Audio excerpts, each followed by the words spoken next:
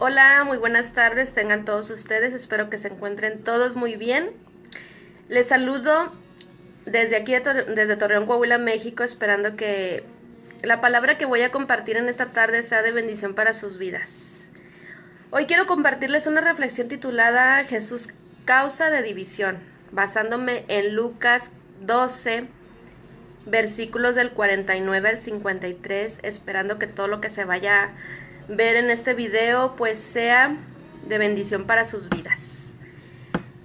Le daré lectura a estos versículos del 49 al 53 que dice: Fuego vine a echar en la tierra, ¿y qué quiero si ya se ha encendido? De un bautismo tengo que ser bautizado, y cómo me angustio hasta que se cumpla. ¿Pensáis que he venido para dar paz a la tierra? Os digo, no, sino disensión.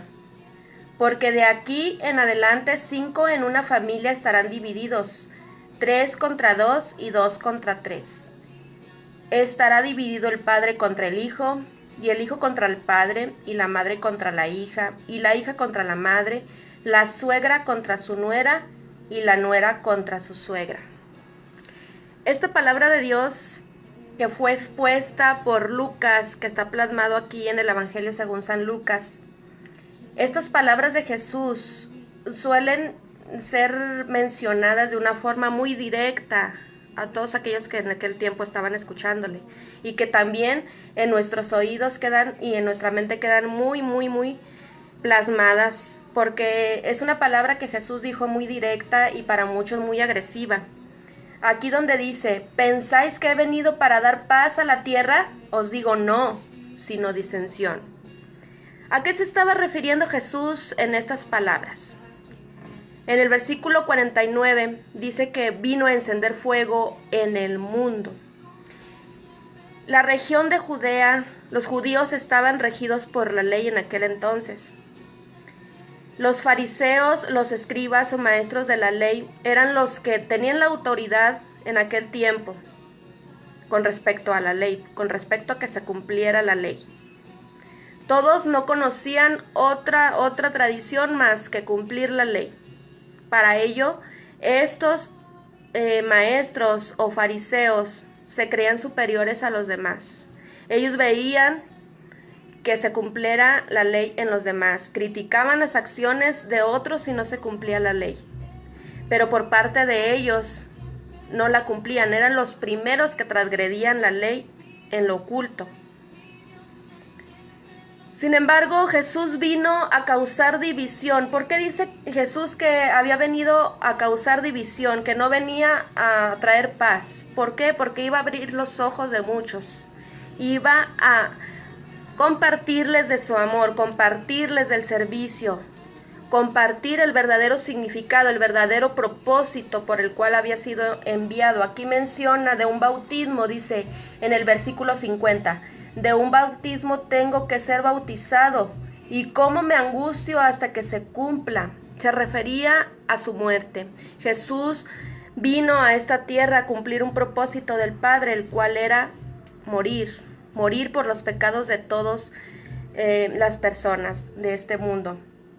Jesús, al causar división, era en cuanto a lo religioso, en cuanto a lo que se quería cumplir la ley conforme a las enseñanzas de estos fariseos o escribas o maestros de la ley, que nada más buscaban el criticar, en el acusar a las personas que para ellos no se cumplía y que transgredían la ley. Recordemos que en una ocasión el maestro Jesús vio esto de no cumplir la ley, cuando aquella mujer encontrada en acto de adulterio, estos mismos buscaban apedrearle para cumplir la ley de Moisés.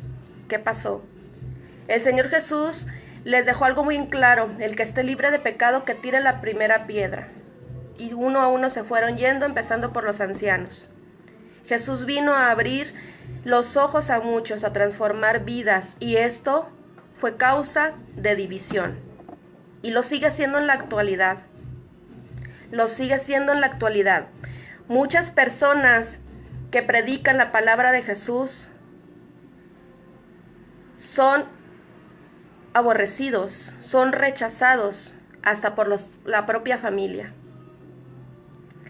La próxima vez que tú te encuentres en una situación así, en donde te rechacen por predicar la palabra de Dios, en donde te rechacen por predicar las enseñanzas de Jesús, comprende que Jesús una vez lo dijo: estará dividido el padre contra el hijo y el hijo contra el padre, la madre contra la hija contra la madre, la suegra contra su nuera y la nuera contra su suegra, porque Jesús no vino a traer paz y sino división, pero una división por cumplir la voluntad de Dios, por predicar su palabra.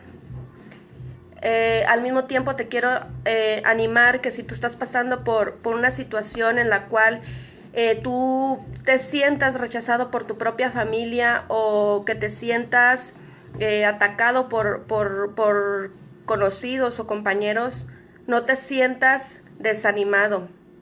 Es ahí donde tú debes de reaccionar y tomar la decisión de obedecer y seguir adelante, no dejando de hablar de la palabra de Dios, de la palabra de Jesús, o hacerle caso a aquel que te acusa, y con tal de estar en armonía con él, pues le hagas caso a él.